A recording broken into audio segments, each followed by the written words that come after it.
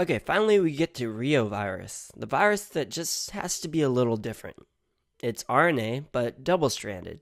I guess it couldn't make up its mind if it wanted to be RNA or DNA. It chose RNA, but didn't want to fully commit. Anyway, reovirus will take place at the Rio Grande Prix in beautiful Colorado.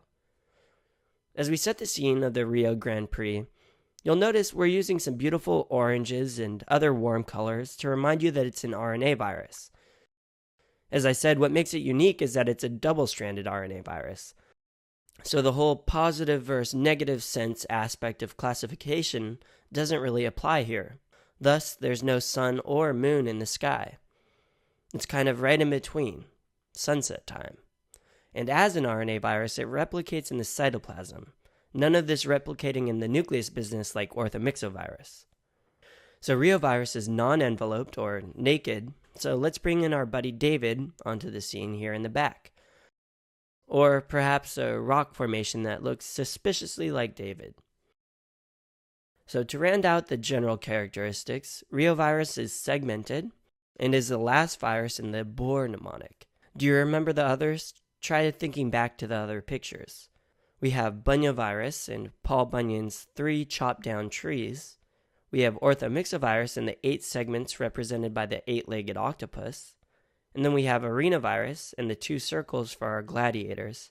And finally we have reovirus, which has a total of 11 segments on average, the most out of all the segmented viruses. And some have more, some have less. Just know that it's between 9 and 12 segments. So to illustrate that it's a segmented virus and there are 11 segments, we have this Rio Grande River, which is a pretty big river.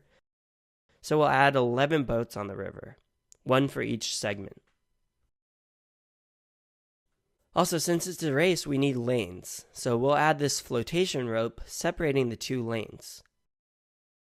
And notice it's a double helix? Well, this is to remind you that reovirus is double-stranded. Alright, so there are a few different kinds of reoviruses. The most important that you need to know is rotavirus. Rotavirus is transmitted by the fecal-oral route and causes a toxin-mediated secretory diarrhea.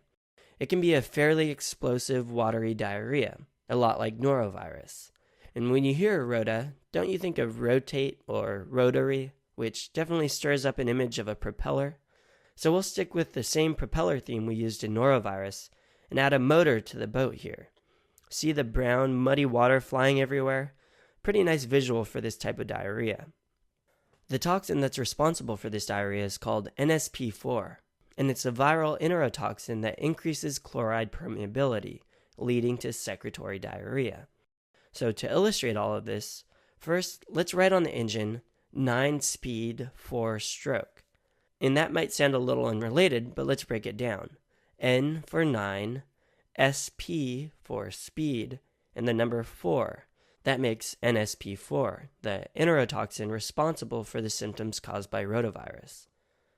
Finally, you can remember what the toxin does with the name of the boat. It's called chlorida, to remind you that it increases chloride permeability. I love it when the pathogenesis, the main symptoms, and the name of the microbe all fit together so well.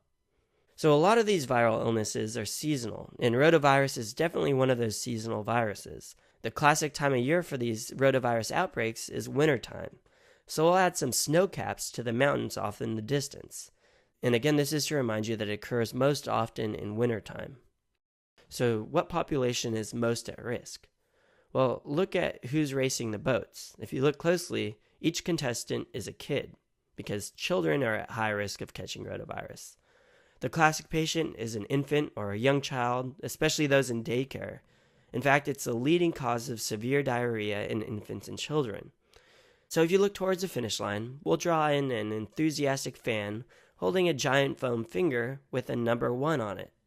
And that number 1 is because it's the number 1 cause of severe diarrhea in young children.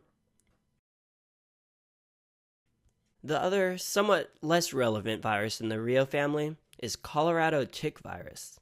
The virus causes fever, vomiting, and myalgia, but no rash. It occurs in the Rocky Mountain states, but can be differentiated from Rocky Mountain spotted fever by the lack of rash. So on the left side of our picture, we'll put a big sign saying, "Welcome to Colorado." How convenient that the Rio Grande actually starts in Colorado. Also on the sign, we'll put a big tick. And putting this all together, it'll be easy to remember Colorado tick virus. Nearby, we'll add a kid emerging from the water on all fours, red-faced, dripping, and moving towards the sign. He's infected with Colorado tick virus, and he's suffering from myalgia, fever, and vomiting. We haven't talked treatment yet, but it's pretty simple. Treatment is supportive care, and oral rehydration therapy is typically sufficient for rotavirus. So we'll give this kid a water bottle to remind you of oral rehydration therapy. But why subject the kiddos to rotavirus when we have prophylaxis? A live attenuated oral vaccine is now part of the standard vaccination schedule. So here on the right, we'll draw a camera crew that's shooting live. And if you look carefully, the host is holding a mic that's shaped like a syringe, our symbol for a vaccine. And like you're supposed to do with a mic, he's holding it up to his mouth. So altogether, you should remember that it's a live vaccine that's taken orally. These next two facts about the vaccine are pure gold for the pediatrics rotation, but also for the boards. So first, the first dose of rotavirus should be given before 3 months of age due to decreased efficacy and increased risk of side effects. And second, the vaccine is thought to increase the risk of intussusception due to stimulation and enlargement of Peyer's patches, which then act as a lead point. So intussusception is like telescoping of the bowel, so we'll give one of the members of the media a big telescope to remind you of that.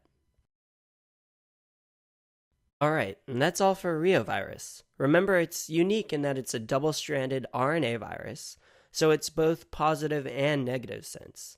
It also has, on average, 11 segments. And finally, if you can remember the pearl about the rotavirus vaccine increasing risk of intussusception, you'll be golden.